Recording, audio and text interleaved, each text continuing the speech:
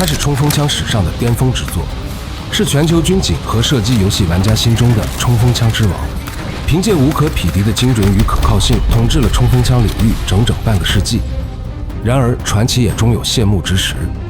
這位曾長期活躍反恐一線的王者，如今已被精銳部隊悄然淘汰，徹底退出了一線作戰序列。究竟是什麼原因讓一代神槍慘遭淘汰？又是什麼新武器能輕易取代它數十年的統治地位？本期視頻將為您揭開從王者到邊緣 ，MP5 被時代拋棄的真相。MP5 的故事得從1945年毛瑟工廠那個陰暗的研發室說起。當時盟軍已經打到了家門口，為了挽救敗局，德國工程師必須研發出一種比 STG-44 更便宜、更易大規模生產且精度更高的武器，這就誕生了 STG-45。STG-45 徹底摒棄了 STG-44 那種結構複雜的長行程活塞導氣系統，轉而採用了滾柱延遲開鎖這一大膽設計。在當時，這種設計相當另類。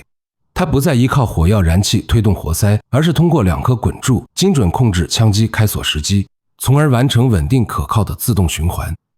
這個設計讓整槍結構更緊湊，維護更簡單，還規避了導氣孔堵塞的故障風險，進一步提升了射擊精度。然而，科技跑贏了時間，卻沒跑贏戰爭。隨着納粹德國戰敗，毛瑟工廠被盟軍接管。毛瑟總工程師路德維希·沃格里姆勒開啟了一場長達10年的流亡之路。他帶着图紙試圖為法軍研制新槍，卻因法國深陷印支戰爭，預算枯竭而折戟。沃格里姆勒再次流亡，他來到了西班牙馬德里的塞特梅步槍研究所。在這裡，他終於把滾柱閉鎖技術發揚光大，研發出了塞特梅步槍。這款步槍憑借精準性和可靠性，很快成為西班牙軍隊的制式裝備。1956年，西德通過特殊渠道獲得塞特梅步槍的設計圖紙，並將其交給 HK 公司進行改進。流亡多年的德國工程師們也隨之回到西德，加入 HK 公司的研發团隊，將打磨了近20年的滾柱閉鎖技術，正式注入到新的槍械研发之中。這便是後來的 G3 自動步槍。1964年 ，HK 公司在 G3 步槍的基礎上，把滾柱延遲閉鎖技術進行小型化改進。成功研制出一款發射9×19毫米帕彈的緊湊型衝鋒槍，這就是後來大名鼎鼎的 MP5。可以說 MP5 的核心技術是這群德國工程師跨越3國，歷經近20年流亡，並不斷打磨完善的結晶。一場軍工流亡記最終成就了 MP5 衝鋒槍之王的傳奇。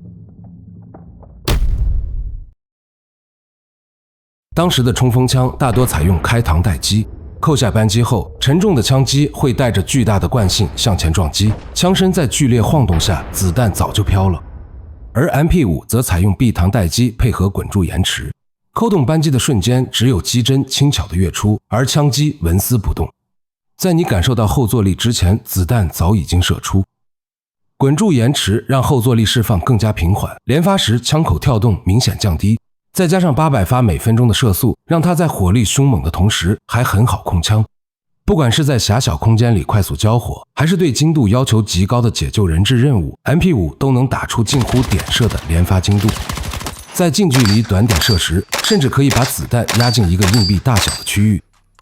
這意味着在同樣的距離下，其他衝鋒槍還在用子彈覆蓋目標，而 MP5 已經開始用子彈控制落點，一邊是靠概率命中，一邊是靠精度解決問題。這也是為什麼在人質解救這種容錯率極低的場景中 ，MP5 幾乎成了唯一選擇。這種源自2戰末期的黑科技，讓 MP5 在誕生之初幾乎碾壓同時代所有衝鋒槍，卻也為它日後的隕落悄悄埋下了伏筆。MP5 推出初期並非一帆風順，由於其採用的滾柱延遲反衝結構工藝複雜，製造成本遠高於同期的簡易衝鋒槍，因此訂單寥寥無幾。真正讓 MP5 一戰成名、風靡全球的是1977年漢莎航空劫機事件和1980年倫敦伊朗大使館圍攻戰。在行動中，特種部隊隊員手持 MP5 破窗突入，在極短時間內精準擊斃恐怖分子，同時確保人質毫髮無傷。那一刻，全世界才真正意識到，原來衝鋒槍也可以做到外科手術級的精準打擊。這也讓 MP5 徹底引爆全球，成為各國特種部隊、警隊的首選制式衝鋒槍。如果說滾柱延遲閉鎖成就了 MP5， 那防彈衣的普及就是讓他第一次陷入了尷尬境地。MP5 赖以生存的9毫米帕拉贝鲁姆彈本質上仍是手槍彈，在早期反恐行動中，面对缺乏防護的目標，它的停止力與精度近乎完美。但隨着凱夫拉與陶瓷插板的普及，恐怖分子和有組織犯罪開始具備防護能力。面對3級以上防彈衣，9毫米彈藥的效能明顯下降，往往難以在第一時間終止對方行動。而在人質营救這種爭分奪秒的行動中，如果不能瞬間制服目標，那將帶來嚴重後果。可能有軍迷會問，既然9毫米威力不夠，為什麼不給 MP5 換更大口徑？要知道 HK 可是頂尖槍械廠商，不可能沒考慮過這種簡單直接的辦法。其實核心問題就一個， MP5 先天基因就不支持換大口徑。滾柱延遲反衝系統從一開始就針對9毫米帕彈設計的，9毫米彈藥500焦耳左右的動能剛好能讓這套系統穩定工作。可一旦換成威力更大的彈藥，比如动能接近1000焦耳的10毫米凹头彈，問題就全來了。後坐力會明顯變大，而且10毫米的膛壓持續時間更長，對槍機衝擊更猛也更持久，讓整把槍在更高強度下運轉，從而加速零件磨損，甚至出現結構承受不住的情況。上世紀90年代初 ，FBI 因為邁阿密槍戰的教訓，想找威力更大的武器，就定制了一批10毫米口徑的 MP5。雖然它在單發精度和威力上表現優異，但在高強度訓練中問題迅速暴露，槍擊衝擊明顯加劇，射擊節奏被打亂。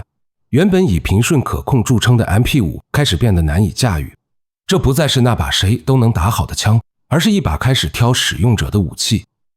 最終 HK 認清了現實，果斷放棄了對 MP5 的激進改造，轉而開發了結構更簡單、更能抗造的 UMP 系列。一句話總結， MP5 不是不想變強，而是它一旦變強，就不再是那個以平順、精準著稱的 MP5。MP5 的結構注定它走不通大口徑這條路，然而现代短管步槍的崛起才是真正壓垮它的關鍵。我們用一組數據就能看清差距。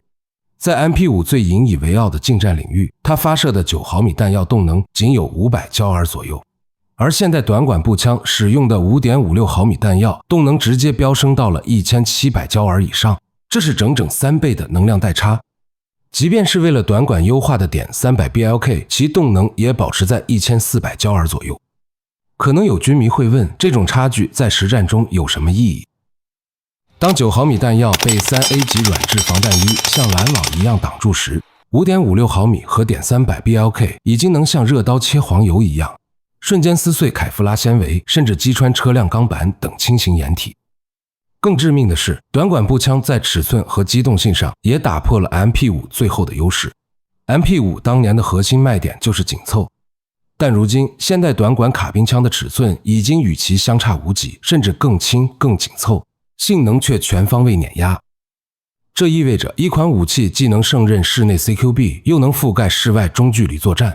在這種尺寸相當、性能碾壓的格局下， MP5 自然就變得多餘了。可即便如此， MP5 也並沒有就此徹底退出歷史舞台。在一些特定场景中，它依然憑借精度高、後坐力小或穿透風險低等特點繼續服役。但它的退場從來不是因為不夠優秀，而是因為時代已經不再需要它。當更強的火力、更遠的射程和更統一的作戰體系成為標準，9毫米冲鋒槍自然失去了存在的意義。從王者到邊緣 ，MP5 的落幕不是失敗，而是時代進步的必然。它或許不再屬於現代戰場，但作為衝鋒槍之王的傳奇，將永遠留在槍械發展史上。